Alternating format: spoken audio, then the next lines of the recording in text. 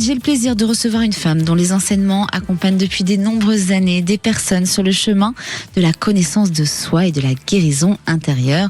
Son ouvrage Guérir de l'âme, publié aux éditions Guy Trédaniel, nous invite à explorer nos blessures profondes, à comprendre ce qui nous freine parfois dans notre vie et surtout à retrouver un chemin vers davantage de paix intérieure.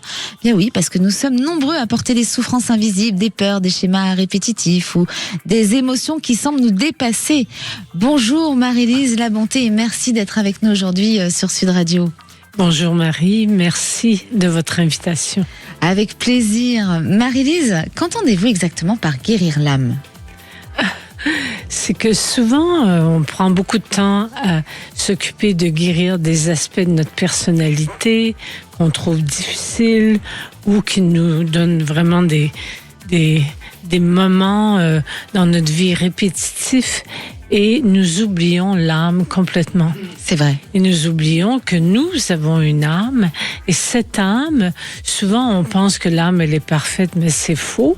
La lumière qui est à l'intérieur de l'âme est parfaite. Toutefois, l'âme porte des blessures de cette vie présente, de d'autres vies ou même transgénérationnelles. Ce qui emmène le côté sombre parfois qu'on peut avoir. Mais c'est-à-dire que l'âme n'a pas un côté sombre, elle porte une souffrance. Et c'est cette souffrance dont il est important de s'occuper avant de quitter la planète. Et alors justement, beaucoup de personnes consultent lorsqu'elles traversent une période difficile. Comment savoir si si une souffrance vient d'une blessure ancienne qui n'a jamais été véritablement guérie ? Bien, s'il y a quelque chose qui se répète dans notre vie constamment, et qui nous amène de la souffrance, là, il y a une blessure. Oui. Et c'est important d'aller à la rencontre de cette blessure, de la traverser, premièrement, de l'accueillir, et non pas de s'en protéger. C'est un réflexe très humain de mettre toutes nos protections. Souvent. Sauf que l'âme, notre âme a besoin de communiquer avec nous, de nous dire des choses, de nous guider dans la réalisation de qui nous sommes.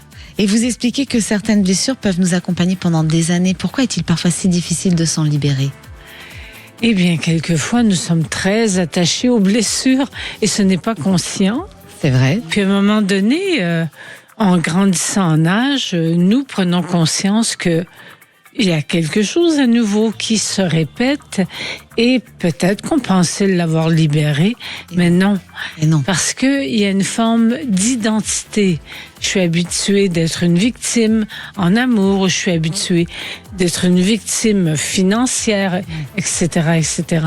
Et ce sont des fausses identités.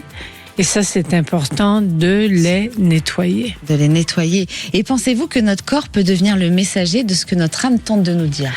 Et oui, ce cher corps, notre temple, lui, il ne ment pas. Jamais. Nous, on peut se mentir à nous-mêmes, mais le corps, constamment, est le messager de l'âme. C'est-à-dire que l'âme utilise notre corps et nos rêves aussi pour nous parler. Le corps et l'esprit, ça va ensemble. Hein. Oui. Et oui. Hein. Et dans votre livre, vous évoquez l'importance d'accueillir ces émotions. Pourquoi avons-nous autant tendance à les fuir ou à les enfouir ? C'est parce que les émotions, c'est vraiment du ressenti. Et ça passe à travers tous nos sens. Et quelquefois, nous avons peur de nos sens. Nous avons peur de notre ressenti. Nous avons peur de voir, d'entendre, etc. Alors... pourquoi peur des émotions? Ben, c'est parce que les émotions, elles sont vivantes à l'intérieur de nous et nous avons peur du vivant. Ah, c'est vrai ça. Oui, parce que le vivant, c'est en mouvement. C'est en mouvement. Et est-ce qu'on peut réellement transformer une épreuve douloureuse en une force pour avancer dans sa vie ? Et justement, l'épreuve est un réel apprentissage. Et encore, il y a 2 jours, lors d'une émission, je disais... ne pas avoir peur d'apprendre quelque chose dans la vie.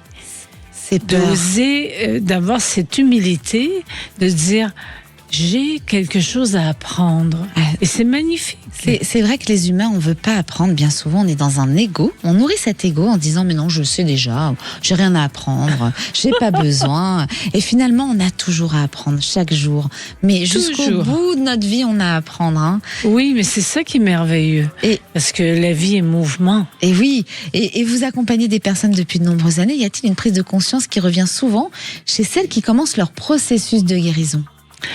Une prise de conscience, c'est d'accueillir premièrement le mal-être, la maladie. C'est une étape primordiale pour guérir. Et souvent, les gens ne veulent pas voir ce qu'ils ont, mais ils veulent guérir. Mais guérir de quoi? Guérir de quoi? Le nommer. Ouais. Je porte ça comme souffrance et je peux m'en guérir. Et justement, dans nos auditeurs, on a parfois l'impression de répéter les mêmes situations, les mêmes rencontres, les mêmes difficultés. Comment expliquer ces répétitions, ces schémas qui se répètent? Comment vous les expliquez, ces schémas? C'est transgénérationnel? Ça peut être à plein de niveaux, finalement. Ouais. Quelquefois, c'est des vies antérieures qui se répètent. C'est-à-dire, ce qui se passait, pas la vie qui va se répéter, mais le blocage, nous retrouvons le même blocage. Et c'est là où notre âme, elle a ce potentiel. Et nous-mêmes, nous avons le potentiel de passer à travers les blocages. Non pas les nourrir, mais bien les traverser. Donc vous voulez dire en fait que le passé et le présent, eh bien finalement, ça influence notre avenir? Complètement. Complètement. Donc comment on fait? On doit travailler ce passé d'abord pour bien dessiner cet avenir? Mais surtout, je dis aux gens, tout ce qui se passe dans le présent a été influencé par notre passé. Que ce soit d'une autre vie, que ce soit du ventre de ma mère, que ce soit la naissance, etc. C'est pas tellement important de dire je retrace la vie ou telle chose, mais c'est juste de dire cette souffrance, je vais la reconnaître, l'accueillir, l'aimer. Oui, il faut aimer ces souffrances. Il faut apprendre à les aimer finalement. Ça, c'est une première guérison. Parce que nous sommes un être d'amour, donc voilà. Cet amour, il peut être vécu. Et oui. Et selon vous, quelle est la première étape simple mais essentielle pour une personne qui souhaite commencer à guérir aujourd'hui? Bien, je dirais à cette personne qu'elle a déjà commencé à guérir. Quand elle veut guérir. C'est-à-dire que le fait qu'elle dise aujourd'hui, c'est qu'elle a déjà commencé son processus de guérison. Et là, si vous aviez une clé, alors parce qu'il y en a plein dans le livre, chers auditeurs, guérir l'âme, un voyage vers sa lumière intérieure. Mais là, pour nos auditeurs, si vous aviez un exercice ou un conseil concret que nos auditeurs pourraient mettre en place dès ce soir. Alors, je dirais de se retrouver en silence, de créer l'espace silencieux autour de nous et d'entrer dans notre silence intérieur pour écouter son âme. Âme, qu'est-ce que tu as à me dire? C'est ça. C'est le premier exercice à faire. Et enfin, je suggère. Pourquoi est-il important pour vous d'écrire ce livre aujourd'hui et qu'espérez-vous? Qu'est-ce que vous espérez apporter à vos lecteurs? De la guérison? Oui, de la guérison, bien sûr, mais je veux dire, la guérison vient d'eux. C'est de là que ça part. Non, ce que je cherche, c'est que les gens reconnaissent qu'ils ont une âme et qu'ils peuvent communiquer avec. Oui, c'est vrai. Très peu de gens, on reste un peu dans ce côté cartésien, on a du mal. Le cartésien, pour moi, c'est l'ego, la colère. J'étais cartésienne, j'ai du mal. On a tous un don en nous, quelque chose à comprendre dans notre âme. C'est cet éveil, en fait. Et y arriver, c'est un apaisement, c'est une sagesse, finalement. Parce qu'elle nous appelle, Et oui, elle nous appelle, cette âme. Merci beaucoup, Marie-Lise Labonté, d'avoir été avec nous sur Sud Radio. Je rappelle le titre de votre ouvrage, Guérir de l'âme, paru aux éditions Guy Trédaniel.